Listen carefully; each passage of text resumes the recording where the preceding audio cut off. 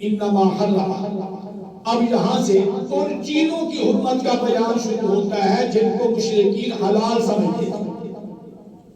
اب یہاں سے ان چیزوں کی حرمت کا مسئلہ شروع ہوتا ہے جن کو مشرکین حلال سمجھتے تھے. یعنی اپنے معبودوں کے نام کی نظر نیاز وہ صرف حلال نہیں سمجھتے تھے، تبرک سمجھ کے فخریہ طور پہ خود بھی پیٹ بھر کے کھاتے تھے، تبرک کر اپنے بچوں کی بھی لے جاتے تھے. تو یہاں فرمایا جا رہا ہے غیر اللہ کے نام کی دی ہوئی چیز جو ہے وہ خنزیر سے زیادہ حرام ہے. وہ متبرک نہیں ہے، وہ حرام ہے، اس لیے اس کو حرام سمجھنے اسے کھانا نہیں ہے.